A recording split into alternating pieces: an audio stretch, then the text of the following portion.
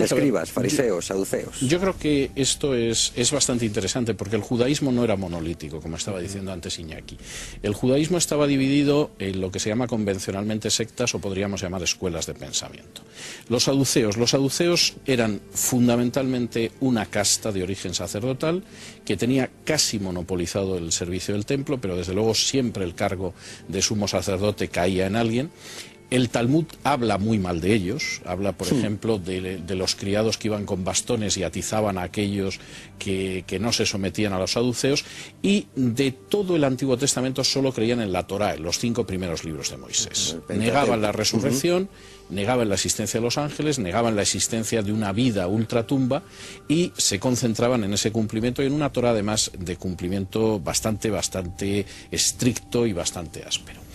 En segundo lugar, y este es un grupo que aparece posiblemente en el exilio, pero desde luego está establecido ya 2 siglos antes de Cristo, están los fariseos.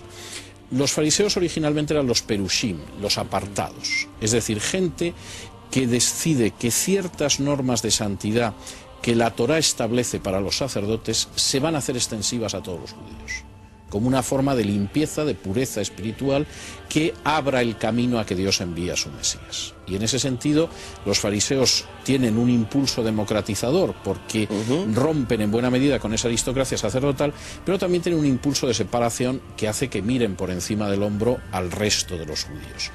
Tanto saduceos como fariseos contaban con escribas. El escriba era a fin de cuentas el que ponía por escrito esa interpretación de la ley, el que transmitía cosas, y bueno, conocemos que en Egipto el escriba tenía un papel esencial, pues en una sociedad como la judía, que se basaba además en un libro sagrado, evidentemente tenía un papel el escriba.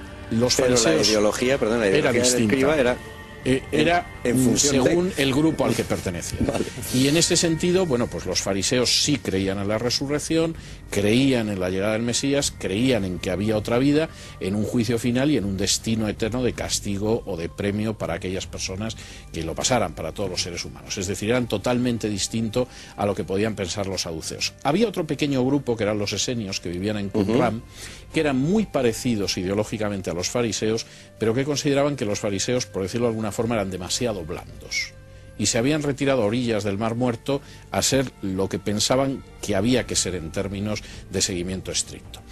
Todos estos grupos eran pequeños, es decir, por poner un ejemplo y que no se me malinterprete, pues es como si alguien pretendiera que los franciscanos o que el Opus Dei son toda la Iglesia Católica. No, la Iglesia Católica es la Iglesia Católica y luego tiene una serie de grupos que pueden tener un peso mayor y que puede ser la Compañía de Jesús o la Renovación Carismática, etcétera.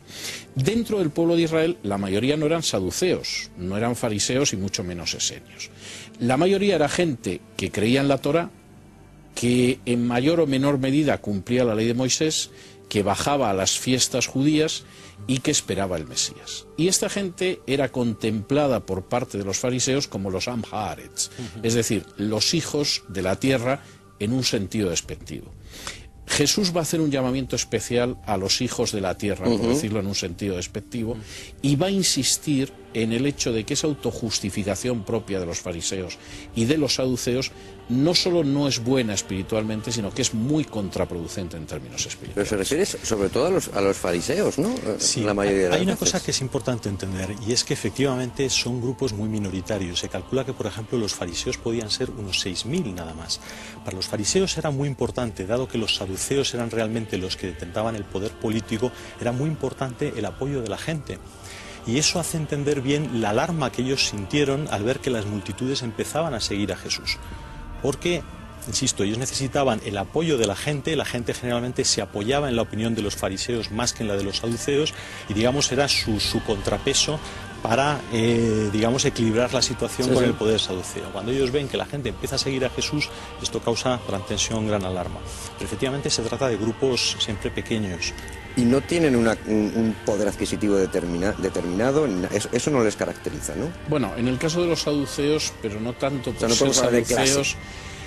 En el caso de los saduceos hasta cierto punto sí, porque efectivamente en el caso de los saduceos la aristocracia sacerdotal es saducea.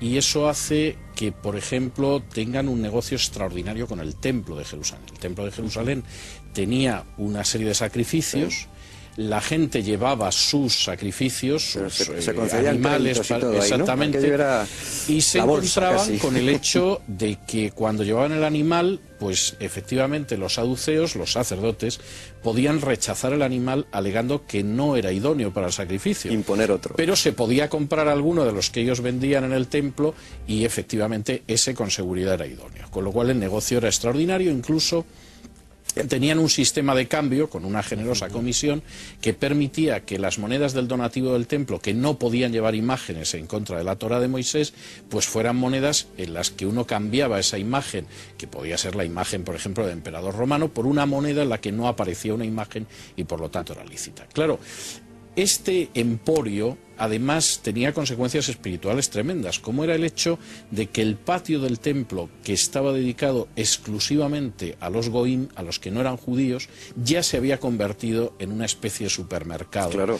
Y eso explica por qué Jesús entra en ese patio del templo y echa a los animales, echa a los cambistas, etcétera, porque como él dice, la casa que tenía que ser de oración se ha convertido en una Lo que pasa es que al final eso queda como la expulsión de los mercaderes, y no eran tanto mercaderes no eran tanto mercaderes como cambistas y gente que lo que estaba era profanando un lugar sagrado. O sea, un centro de negocio.